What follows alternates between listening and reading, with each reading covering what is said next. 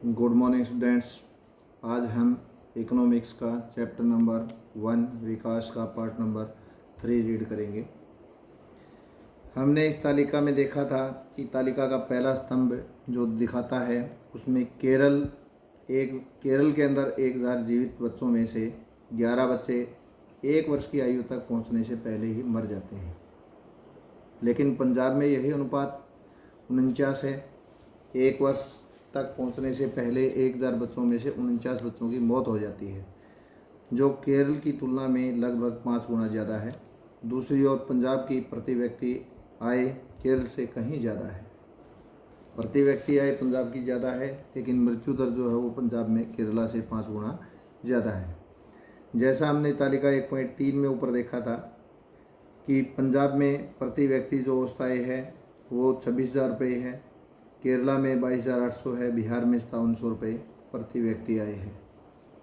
तो इसमें ज़रा सोचिए कि अपने माता पिता के लिए आप कितने प्यारे हैं। यह सोचिए कि सब लोग कितना प्रसन्न होते हैं जब कोई बच्चा जन्म लेता है। अब ऐसे माता पिताओं के बारे में सोचिए जिनके बच्चे अपने पहले जन्मदिन से पहले ही मर जाते हैं। ऐसे माता पिताओं को कितना दुख महसूस होता होगा तो 1 वर्ष से पहले ही वो बच्चे मर जाते हैं। दूसरा ये देखिए कि यह आंकड़े किस वर्ष के हैं। यह वर्ष 2003 के हैं, तो हम बहुत पुराने समय की बात नहीं कर रहे हैं। 2003 के आंकड़ों के अनुसार मृत्यु दर की जो रिपोर्ट 1 वर्ष में पहुंचने से पहले 49 बच्चे पंजाब में मर जाते हैं, ये ज़्यादा पुरानी समय की बात नहीं है। ये हमारी स्वतंत्रता 56 वर्ष बाद की बात है, जब हमारे देश के बहुत बड़े जो शहर ऊंची ऊंची इमारतें और ख़रीदारी के लिए शॉपिंग मॉल से भरे हुए हैं। समस्या शिशु मृत्यु दर पर ही समाप्त नहीं हो जाती है। तालिका का अंतिम जो स्तंभ दिखाता है उसमें बिहार के आधे से अधिक बच्चे स्कूल भी नहीं पहुंच पाते हैं। अर्थात यह आप बिहार के किसी स्कूल में पढ़ते होंगे यदि, तो आपकी कक्षा के आधे से अधिक बच्चे गायब होते हैं। जिन बच्चों को स्कूल में होना चाहिए था वे वहाँ नहीं होते। अगर ये आपके साथ होता तो आप अभी यह सब नहीं पढ़ पाते जो पढ़ रहे हैं। आधे से अगर अधिक बच्चे गायब होते क्लास से तो ये शायद नहीं पढ़ पाते हम। सार्वजनिक सुविधाएं, ऐसा क्यों है कि पंजाब में औसत व्यक्ति की आय केरल के औसत व्यक्ति की आय से अधिक है, लेकिन इन महत्वपूर्ण क्षेत्रों में वह केरल से पीछे है। इसका कारण यह है कि यह आवश्यक नहीं है कि जेब में रखा रुपया वे सब सुविधाएं और सेवाएं खरीद सकता है जिनकी आपको एक बेहतर जीवन के लिए आवश्यकता हो सकती है। जेब में जो पैसा है वो सारी सुविधाएं नहीं उपलब्ध करवा सकता है जिनकी आपको एक बेहतर जीवन जीने की आवश्यकता हो सकती है। नागरिक कितनी भौतिक वस्तुएं और सेवाएं प्रयोग कर सकते हैं, इसके लिए आय और अपने आप में एक संपूर्ण रूप से पर्याप्त सूचक नहीं है। उदाहरण के लिए सामान्यतः आपका द्रव्य आपके लिए प्रदूषण मुक्त वातावरण नहीं खरीद सकता है, या बिना मिलावट की दवाएं आपको नहीं दिला सकता है, जब तक आप ऐसे समुदायों में ही जाकर नहीं रहने लग जाते हैं जहां ये सुविधाएं पहले से उपलब्ध हों। द्रव्य यानी मुद्रा या धन आपको संक्रामक बीमारियों से नहीं बचा सकता है जब तक आपका पूरा समुदाय इससे बचने के लिए कदम नहीं उठाता है। वास्तव में जीवन में बहुत सी महत्वपूर्ण चीज़ों के लिए सबसे अच्छा और सस्ता भी तरीका इन वस्तुओं और सेवाओं को सामूहिक रूप से उपलब्ध करवाना होता है। ज़रा सोचें कि किसी स्थानीय इलाके के लिए सामूहिक सुरक्षा प्रदान करना अधिक सस्ता है अथवा हर घर के लिए अलग अलग सुरक्षा गार्ड रखना। आप क्या करोगे अगर आपके गांव या इलाके में आपके अतिरिक्त कोई और पढ़ने में रुचि नहीं रखता? क्या तुम भी पढ़ पाओगे? शायद तब तक नहीं जब तक तुम्हारे माता पिता तुम्हें कहीं और निजी स्कूल में पढ़ने भेजने में क्षमता न रखते हो। तब तक आप ऐसा नहीं कर सकते हैं।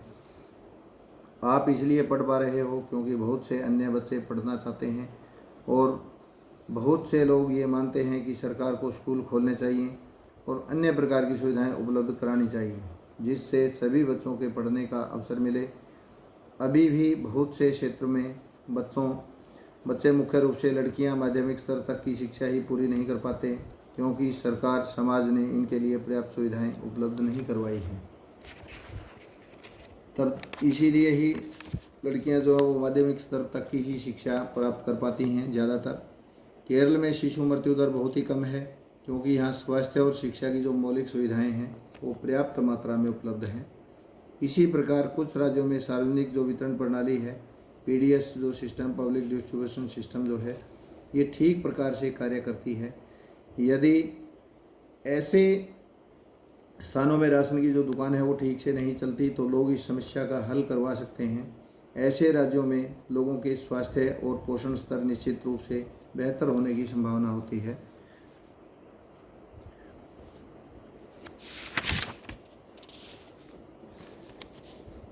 क्या ये आश्चर्यजनक नहीं है कि हमारे पड़ोस का एक छोटा सा देश श्रीलंका हर विषय में भारत से आगे है और हमारे जैसे बड़े देश का विश्व में इतना नीचा क्रमांक है।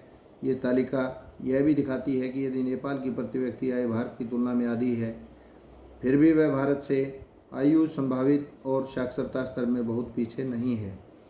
HDI के परिकलन के लिए बहुत से सुधारों को सुझाव दिया गया है। HDI जो है वो ह्यूमन डेवलपमेंट इंडेक्स है, मानव विकास सूचकांक। मानव विकास सूचकांक के परिकलन के लिए बहुत से सुधारों का सुझाव दिया गया है। मानव विकास रिपोर्ट में बहुत से नए घटक जोड़े गए हैं, लेकिन मानव के विकास से पहले यह बात स्पष्ट कर दी गई है कि विकास महत्वपूर्ण है। एक देश के नागरिकों के साथ क्या हो रहा है, लोगों का स्वास्थ्य, उनका कल्याण सबसे अधिक जरूरी है।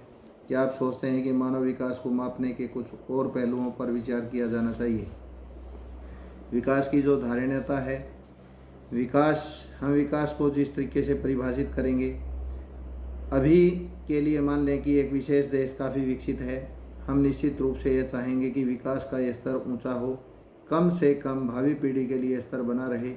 यह स्पष्ट रूप से वांछनीय है। वांछनीय का अर्थ होता है लाभकारी। ये स्पष्ट रूप से लाभकारी है कि कम से कम भावी पीढ़ी के लिए इसका स्तर बना रहे और इसका स्तर ऊंचा होना चाहिए। लेकिन 20वीं सदी के उत्तरार्ध से बहुत से वैज्ञानिक ये चेतावनी देते आ रहे हैं कि विकास का वर्तमान प्रकार और स्तर धारणीय है, यानी लंबे समय तक बनाए रखने के योग्य नहीं है। वैज्ञानिक इस बात की चेतावनी देते आ रहे हैं कि विकास का ये स्तर जो है वो धारणीय नहीं है। विकास की धारणीयता जो लंबे समय तक हम जिन चीज़ों का प्रयोग कर रहे हैं वो चीज़ें लंबे समय तक या भावी पीढ़ी के लिए भी उपयोग के लिए भी होनी चाहिए। ऐसा वैज्ञानिक मान रहे हैं कि लंबे समय तक नहीं हो पाएगा। भूमिगत जल नवीकरण संसाधन का उदाहरण है, यानी बार बार बनता रहता है, नवीकरण योग्य संसाधन है भूमिगत जल। फसल और पौधों की तरह इन साधनों की पुनः पूर्ति प्रकृति करती है, फिर से पूर्ति होती रहती है इनकी, लेकिन यहाँ भी हम इन साधनों का अति उपयोग कर सकते हैं। उदाहरण के लिए भूमिगत जल का यदि बरसात द्वारा हो रही पुनः पूर्ति से अधिक प्रयोग करते हैं तो हम इस साधन का अति उपयोग कर रहे होंगे।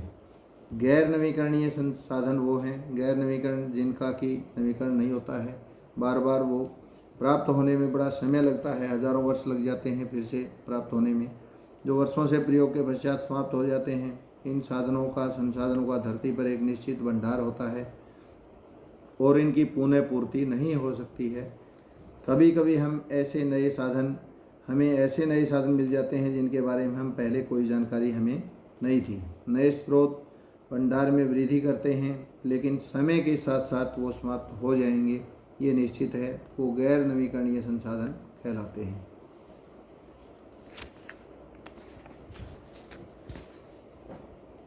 पर्यावरण में गिरावट के परिणाम राष्ट्रीय और राज्य सीमाओं का ख्याल नहीं करते हैं। पर्यावरण के अंदर जो गिरावट आती है वो राष्ट्रीय और राज्य सीमाओं का ख्याल नहीं करते हैं, इस प्रकार के परिणाम आते हैं।